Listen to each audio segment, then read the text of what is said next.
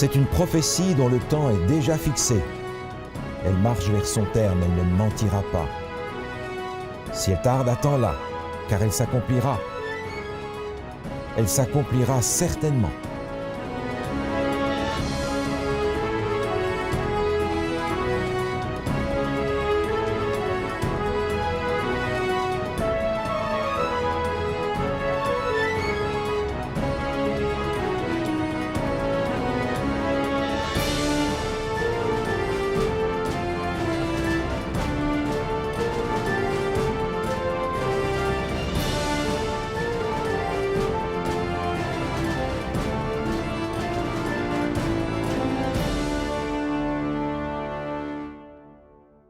Bonjour à tous et à toutes, bienvenue à cette nouvelle émission du chapitre 11 du livre de Daniel. Durant l'émission précédente, au chapitre 10, nous avons vu le dernier tableau prophétique et le thème général en était le peuple de Dieu. Bonjour, Pasteur Scalier. Bonjour, Michael. Dans le chapitre 11 maintenant, l'ange continue à donner des détails sur cette vision concernant l'époque des Mèdes et des Perses. Alors effectivement, le chapitre 11 est la continuation du chapitre 10. L'ange continue à donner des explications. Il lui dit, voici, il y aura encore 3 rois en Perse. Les 3 rois que l'on comprend succéder à Cyrus, qui règne maintenant avec Darius en co-régent, c'est Cambyse, son fils, et puis c'est Darius Ier, à ne pas confondre avec Darius le Mède, et puis c'est Xerxès, que l'on connaît sous le nom de Assuérus à l'époque de Esther. Il y a un roi qui arrive au milieu, mais qui semble n'avoir jamais existé, Smerdis l'usurpateur, qui semble être une invention. En réalité, on a ces 3 rois-là. Et puis, il est dit, le 4e amassera plus de richesses que tous les autres, et quand il sera puissant par ses richesses, il soulèvera tout contre le royaume de Javan. On retrouve ici Artaxerxès, que nous connaissons par les chapitres précédents, parce que c'est justement lui qui va donner l'édit qui va permettre aux Juifs de reconstruire la ville de Jérusalem. Donc nous avons l'époque perse, et puis nous arrivons encore dans l'époque des Grecs qui suit immédiatement après, selon ce que nous avions vu précédemment. Et durant cette vision, maintenant, on a l'impression de retrouver les mêmes empires qui se succèdent. Toutefois, on peut dire que ça paraît un peu moins clair. Est-ce que vous pouvez nous éclairer là-dessus? Oui, alors dans la suite, on a effectivement la Grèce qui se développe. Il est dit au verset 4, « Et lorsqu'il sera élevé, son royaume se brisera et sera divisé vers les 4 vents des cieux. » On retrouve encore une fois Alexandre le Grand, avec la division de son royaume avec les 4 généraux. Et puis après, il est question le roi du Midi et le roi du Nord. On arrive donc ici avec un thème un peu différent. Dans la division de l'Empire grec, on va avoir les Séleucides qui vont maintenant prendre la domination de ce qu'on appelle la Mésopotamie.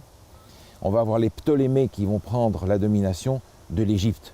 Et les versets suivants vont continuer dans cette guerre et dans cette opposition. Maintenant, le thème nord-sud est important. On va avoir des événements avec lesquels nous ne sommes pas tellement familiers du point de vue de l'histoire. Mais ce qui est important et ce qui est clé pour comprendre le chapitre 11, c'est cette guerre nord-sud. Et on va la voir se dérouler jusqu'à la fin du chapitre. Commençons d'abord par le nord. À quoi est-ce que cela correspond? Alors, il nous faut maintenant nous représenter géographiquement la situation par rapport au pays d'Israël, bien sûr, qui est la référence. Et en fait, la chose est très simple. À l'est d'Israël se trouve la Mésopotamie. Mais elle est présentée comme le nord parce qu'en réalité, tous les mouvements vont se faire par le nord. Et en réalité, à l'est, il y a d'abord un désert. À l'ouest, il y a la mer Méditerranée. Autrement dit, Israël se trouve ici comme étant un couloir entre la mer et le désert. Tout ce qui vient de Mésopotamie va passer par le nord. Abraham, par exemple, qui vient de la Chaldée, tout au fond de la Mésopotamie, va faire le tour par Charan, par le nord, pour descendre à la terre promise. Donc le nord va être la Mésopotamie et tous ceux qui vont la gouverner. Les Assyriens, les Babyloniens, les Mèdes et les Perses, finalement, les Grecs.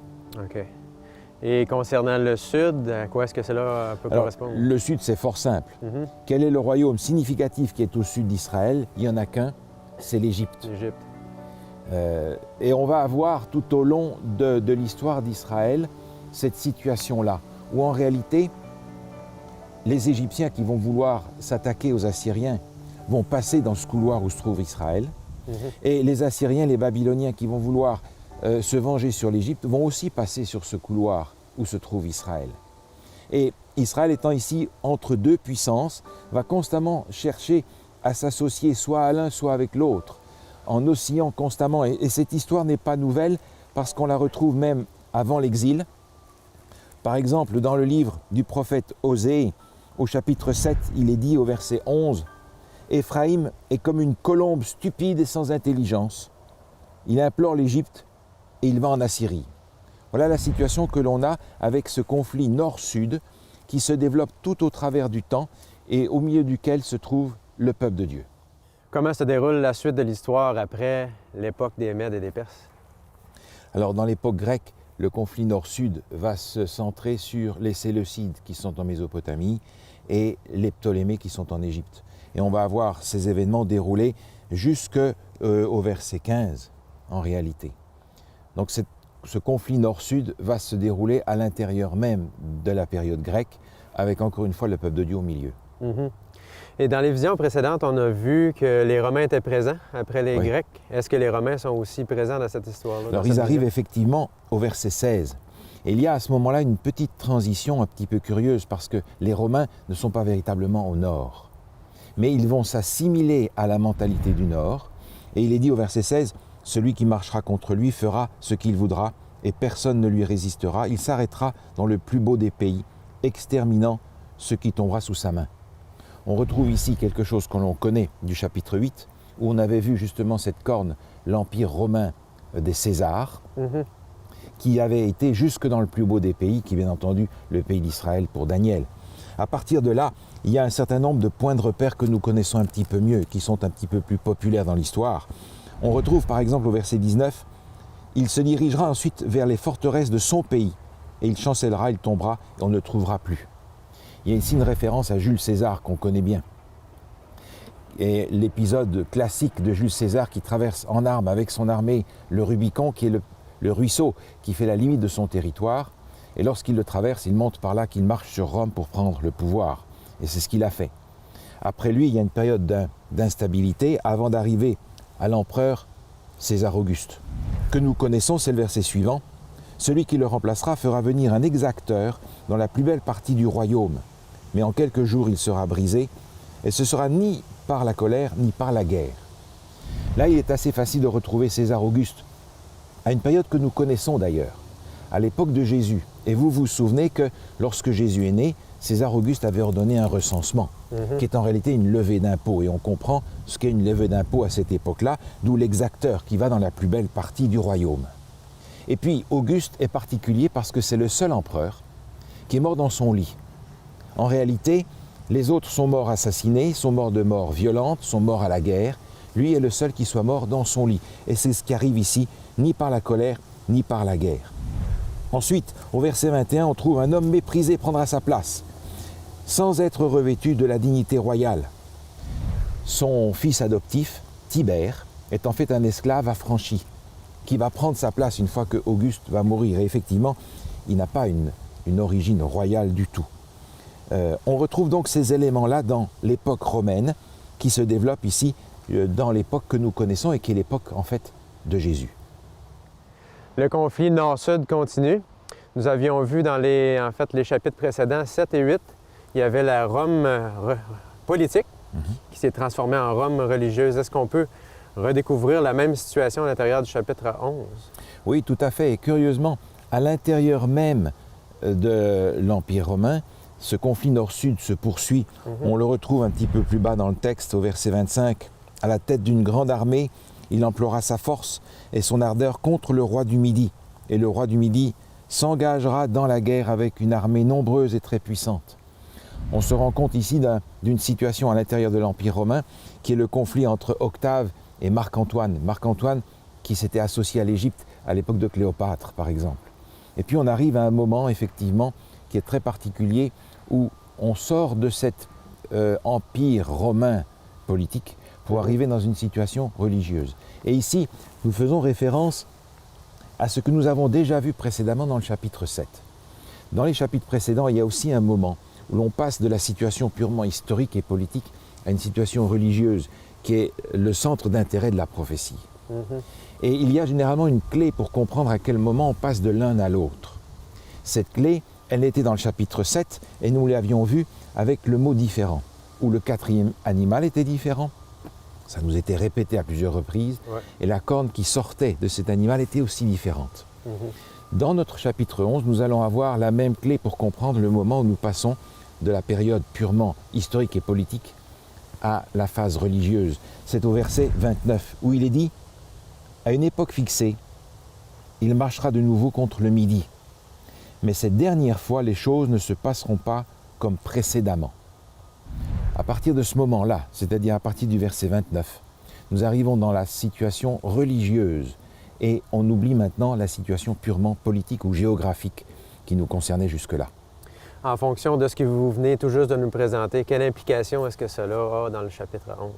Alors l'implication, c'est que lorsqu'il est question maintenant du roi du Nord, il n'est plus question de la Babylonie ou de ceux qu'il domine ou de ceux qui sont associés à ça, ni même de Rome. Il est question maintenant de la Babylonie religieuse, du royaume du Nord religieux. Donc c'est une nouvelle dimension. C'est une nouvelle dimension. OK. Et le royaume du Nord, ici, dans le sens biblique, est très clair. Dans la tradition cananéenne, le Nord, c'est l'endroit où demeure le dieu Baal. Et on se souvient que le peuple d'Israël a été pris dans l'idolâtrie à de nombreuses reprises. Mais le Nord, dans la tradition biblique, c'est aussi l'endroit où Dieu demeure. Et on comprend ici la dynamique. Dans le livre d'Ésaïe, au chapitre 14, il est dit par exemple au verset 12, « Te voilà tombé du ciel, astre brillant, fils de l'aurore. Tu as battu à terre, toi le vainqueur des nations. Tu disais en ton cœur, je monterai au ciel, j'élèverai mon trône au-dessus des étoiles de Dieu, je m'assiérai sur la montagne de l'assemblée, à l'extrémité du septentrion, c'est-à-dire du nord. Je monterai sur le sommet des nues, je serai semblable au Très-Haut. » Autrement dit, le nord, c'est cette situation particulière où le faux Dieu essaye d'être Dieu et de prendre la place de Dieu et de prendre la place du nord où Dieu se trouve. C'est exactement la situation qu'on avait avec Babylone lorsqu'on a vu les chapitres historiques où il y avait là un pouvoir politique, religieux qui est prêt à changer la loi de Dieu et qui est extrêmement opposé à Dieu et à son peuple. Et le royaume spirituel du Sud, à quoi correspond-il? Alors dans la Bible, nous avons une référence très claire par rapport à ça. L'Égypte spirituelle nous est décrite dans l'Exode au chapitre 5 où Pharaon, à l'époque de Moïse, s'adresse à lui d'une façon très claire. Moïse répondit « Qui est l'Éternel pour que j'obéisse à sa voix en laissant aller Israël? Je ne connais point l'Éternel, je ne laisserai point aller Israël. » L'Égypte spirituelle, c'est finalement la négation de Dieu. Alors que la Babylone spirituelle se prend pour Dieu, l'Égypte spirituelle dit Dieu ne connaît pas, Dieu n'existe pas.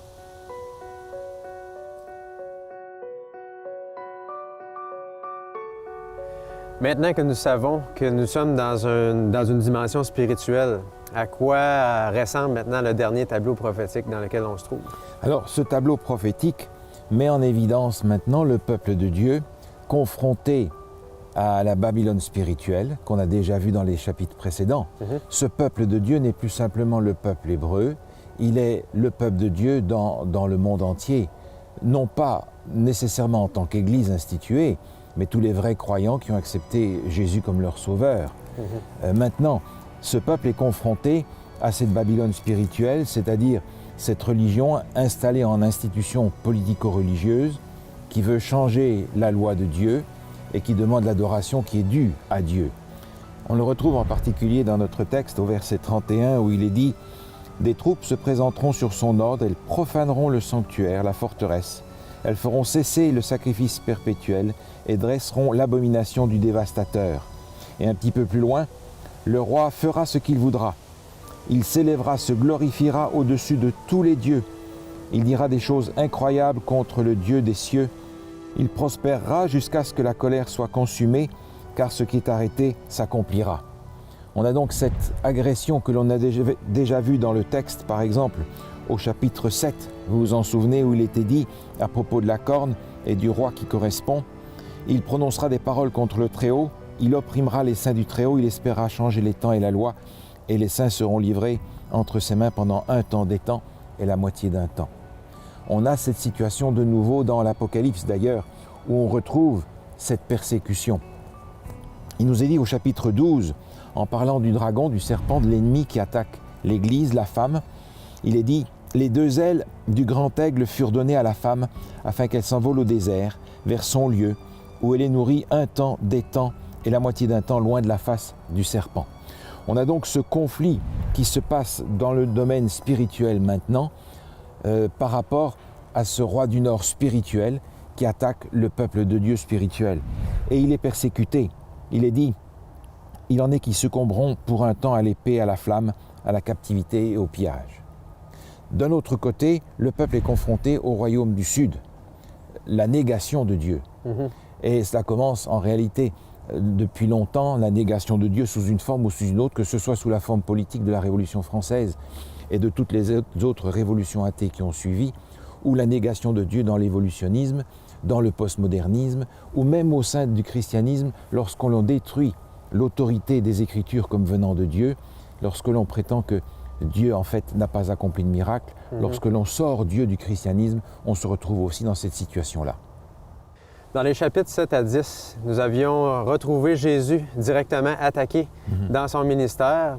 Et nous avions aussi vu Jésus en tant que sauveur des pécheurs. Et qu'en est-il à l'intérieur du chapitre 11? Est-ce qu'on retrouve aussi Jésus? Alors en effet, on l'a retrouvé déjà au verset 36, où il y avait une attaque contre le Dieu des dieux. Il était dit, il dira des choses incroyables contre le Dieu des dieux. Il prospérera jusqu'à ce que la colère soit consumée. Dans les versets suivants, on retrouve quelque chose qui est un petit peu particulier. Et il est dit, il n'aura égard ni au Dieu de ses pères, ni à la divinité qui est l'objet du désir des femmes. Et il n'aura égard à aucun Dieu, car il se glorifiera au-dessus de tous. Alors on se demande, qu'est-ce que c'est que cette divinité qui est l'objet du désir des femmes? Les traducteurs ont fait ce qu'ils ont pu avec ce qu'ils connaissaient, mais on a des éléments bibliques pour nous aider à comprendre ce texte d'une meilleure manière. Dans le livre du prophète Agée, par exemple, au chapitre 2, il y a un texte qui nous aide à comprendre ce dont il est question ici. C'est en rapport avec le temple. Il est dit, Agée chapitre 2, verset 7, « J'ébranlerai toutes les nations. Les trésors de toutes les nations viendront, et je remplirai de gloire cette maison, dit l'Éternel des armées. » En réalité, une meilleure traduction, comme par exemple celle de la Bible 21, dit « Le désiré de toutes les nations viendra. » Et l'on comprend parce que dans la suite du texte, il est dit « La gloire de cette maison sera plus grande que celle de la première », en rapport avec le temple. Qu'est-ce qui va donner la gloire au deuxième temple? C'est la présence de Jésus. Ce n'est pas l'or, l'argent et les matériaux précieux qui sont employés. Donc dans notre texte qui est ici, au chapitre 11, nous retrouvons le désiré des âges. Nous retrouvons celui qui est le désir des femmes ou de la femme. Et l'on comprend derrière cette image de la femme, puisqu'on est dans la partie spirituelle, le peuple de Dieu, l'Église. Et l'Église au travers des temps, parce que la Jérusalem spirituelle, peuple de Dieu, a des filles dans le temps. L'Église qui se développe au cours du temps et que retrouve d'ailleurs dans l'Apocalypse avec les 7 lettres que Jésus envoie aux 7 églises. On retrouve donc Jésus ici, Jésus attaqué encore par une institution politico-religieuse qui se glorifie au-dessus de tout. Et on retrouve encore cette institution-là dans le Nouveau Testament. L'apôtre Paul semble avoir été très au clair sur cette situation dans la deuxième épître de Paul aux Thessaloniciens, au chapitre 2 et au verset 3, il dit « Que personne ne vous séduise d'aucune manière, car il faut que l'apostasie soit arrivée auparavant, et que l'on ait vu paraître l'homme impie, le fils de la perdition, l'adversaire, qui s'élève au-dessus de tout ce qu'on appelle Dieu ou de ce qu'on adore. Il va jusqu'à s'asseoir dans le temple de Dieu, se proclamant lui-même Dieu. » On retrouve exactement la situation de la Babylone spirituelle ici, en rapport avec notre texte, où Jésus est attaqué directement dans son ministère en faveur du salut de l'humanité.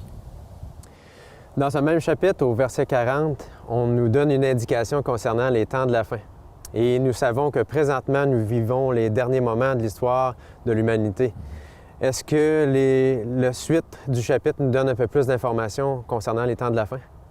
Alors en effet, on est particulièrement intéressé de voir cette coupure très clairement marquée dans le texte où il est dit au verset 40, « au temps de la fin ».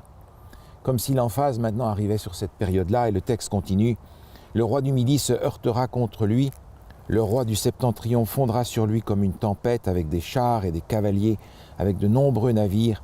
Il s'avancera dans les terres, se répandra comme un torrent et débordera. » Et un petit peu plus loin, « Il étendra sa main sur divers pays et le pays d'Égypte n'échappera point. » On se rend compte qu'on arrive à la fin des temps avec une victoire écrasante du roi du Nord spirituel sur le roi du Sud spirituel.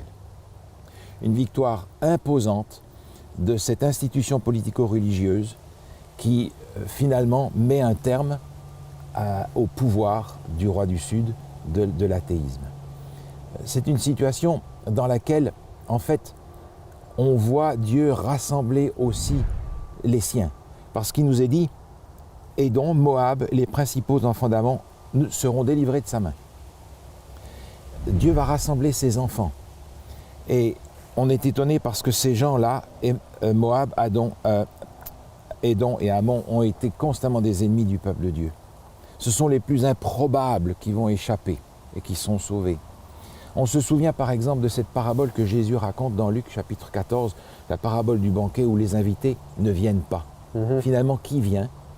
Les pauvres, les boiteux, les estropiés, les plus improbables encore.